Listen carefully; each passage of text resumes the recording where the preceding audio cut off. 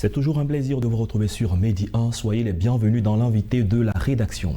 Plus de 1500 participants, au nombre desquels des chefs d'État, ont pris part les 13 et 14 juin dernier à Africa CEO Forum, le plus grand événement du secteur privé africain. Au cœur de cette édition, la souveraineté économique de l'Afrique à travers des stratégies durables pour arriver à la croissance du continent, ou du moins pour raviver cette croissance. On en parle dans cet entretien et pour ce faire, nous recevons Cyril Martial Kandem. Bienvenue sur notre plateau. Merci. Bonjour. Alors, vous êtes PDG du groupe suisse Pukali. Avec vous, nous parlerons de la souveraineté économique des États africains. Et pour ce qui nous réunit, c'est Africa CEO Forum. Un tel événement, quel est son impact sur le développement économique du continent? Je vous remercie déjà pour l'invitation. J'avoue être très surpris de façon positive à ce que je vois à Abidjan depuis hier. Pour quelqu'un comme moi qui est dans un marché occidental depuis bientôt 15 ans, qui avait complètement, entre guillemets, tourné un peu le dos à l'Afrique. Pas tourner le dos parce que j'avais choisi de tourner le dos, mais tourner le dos parce que ce n'était pas encore le temps pour moi de me diriger vers ce marché. Ce que je vois depuis hier à Abidjan est tout à fait exceptionnel. Je constate avec un tel événement que l'Afrique a compris désormais comment ça va fonctionner, que la vision est là, elle est enclenchée, la dynamique est enclenchée. Maintenant, comme d'autres séminaires pour lesquels j'ai déjà eu l'occasion d'assister depuis les 9 derniers mois où je m'installe déjà de façon définitive en Afrique, pour citer PML de Carole Ambessa ou Invicté de Valérie Nem, femmes dynamiques, des 10 femmes dynamiques qui aujourd'hui pensent exactement comme ce forum au développement de l'Afrique.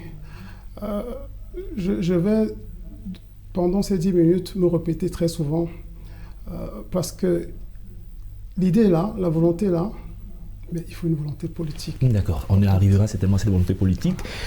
Au nombre des grandes décisions ou des prévisions qui sont faites d'ici à 2025, à l'échelle du continent, une réduction du déficit commercial est prévue pour les denrées alimentaires à hauteur de plus de 100 milliards de dollars. Vous l'avez dit, la vision, elle est là, ouais. Mais l'autre question, c'est de savoir comment est-ce qu'on y arrive.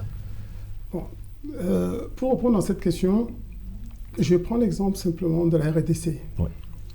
J'ai discuté avec les autorités congolaises il y a quelques mois en arrière, où ils ont carrément mis cap sur l'agriculture, qui était d'antan le poumon économique, la colonne vertébrale de l'économie, et qui malheureusement, par quel miracle, on ne sait pas comment ça s'est passé, a été mis en second plan. Donc la volonté politique claire était de remettre au goût du jour l'agriculture. Les terres sont là, sont fertiles, mais il y avait un problème majeur, un problème d'infrastructure. Et c'est là où nous autres privés rentrons dans le jeu. C'est-à-dire que la volonté politique elle est là, l'envie de faire les choses sont là, mais il faut que nous allons maintenant essayer de réfléchir ensemble comment matérialiser tout ça à travers les différentes infrastructures qu'il faut mettre en place. D'accord, on a vu par exemple l'impact de la crise sanitaire à coronavirus, on a l'impact de la crise en Ukraine, on a vu le président de l'Union africaine qui s'est rendu au nom de l'Afrique pour aller plaider pour que les céréales et tout ça, ça arrive. En principe, l'Afrique a toutes les terres arables. On ne devrait pas être à cette étape. Je suis d'accord avec vous. Et c'est d'ailleurs la question, c'est le moment de se poser la question. Peut-être même cette guerre-là peut être peut-être un atout positif pour nous. Malheureusement, les morts dont on compte, tristement, on déplore. Mais peut-être c'est l'occasion pour nous de réfléchir et se demander comment on en arrive là, à être dépendant, alors qu'on a déjà tout sur place. Mais on a un problème d'infrastructure, comme je disais tantôt. Et nous, privés, je pense qu'on devrait se mettre aux côtés des gouvernements, justement, pour réfléchir de façon globale.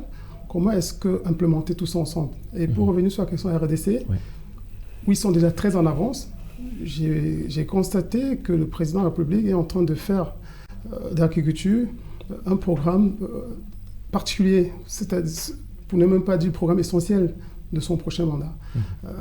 Permettre à tout Congolais de se nourrir de ce qui est produit localement, c'est-à-dire zéro importation.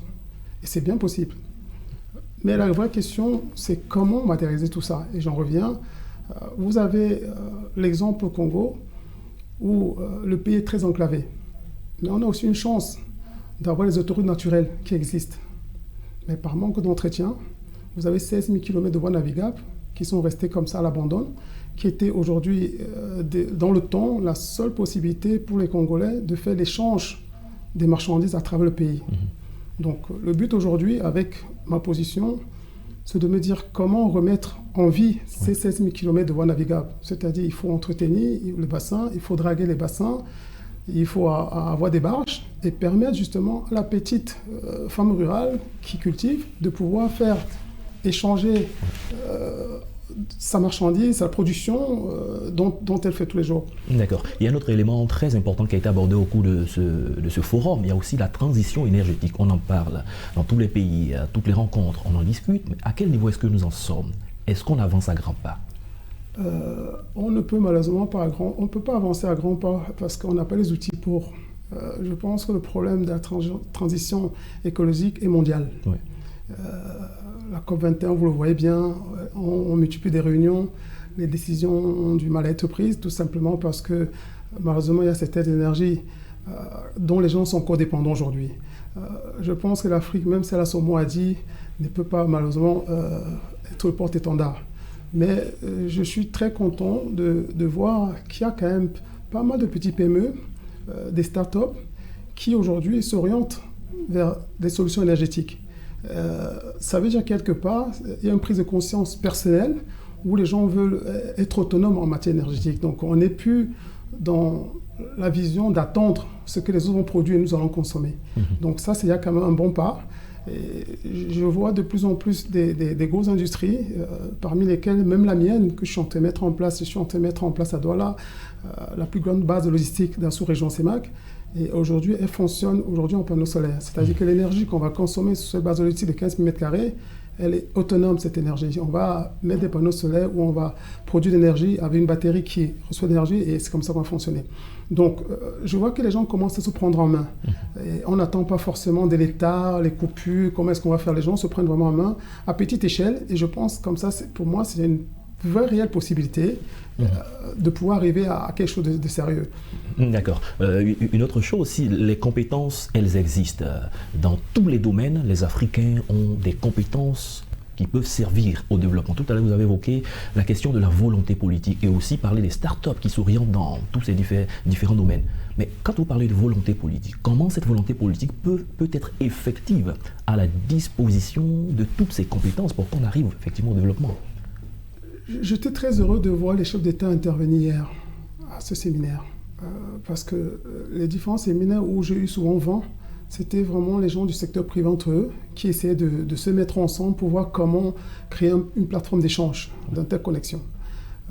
Je suis très content de voir que les États s'y mettent déjà aussi. Donc ça veut dire qu'ils ont compris qu'ils ont une part à jouer là-dessus. Mais je reviens encore sur la partie volonté politique parce qu'on va beau avoir des idées, des beaux discours, mais si vous n'avez pas derrière l'accompagnement de l'État pour des décisions fortes pour implémenter tout ça, ça va être stérile. Et j'apprends qu'on est à la 10e année du forum. Je voudrais, si j'ai la chance de rencontrer un des promoteurs du forum, de faire un bilan sérieux de ces 10 ans. Les idées sont fortes, mais qu'est-ce qui s'est fait déjà depuis 10 ans? Pourquoi? Comment? Qu'est-ce qui n'a pas été fait? Et parce que je dis encore une fois de plus à volonté politique important. Vous avez les PME qui n'ont même pas accès au financement. C'est que l'ingénierie est là, la matière est là, il faut encore qu'on les accompagne. Et les gens n'ont pas accès au financement. Donc du coup, les projets, qui sont des projets très sérieux, restent stériles dans les tiroirs. Dans les tiroirs. Voilà. Vous l'avez dit tout à l'heure, vous avez l'expérience au plan européen. Pour avoir vu un peu ce qui s'est passé à Africa CEO Forum, si vous avez des propositions à faire par rapport à cette expérience acquise pendant près de 15 ans, quels sont les aspects précis que vous toucherez? Nous sommes en train d'aller vers la fin de l'émission. Aujourd'hui, je ne pense même pas que j'ai des propositions à faire parce que qu'il y a dans le réel.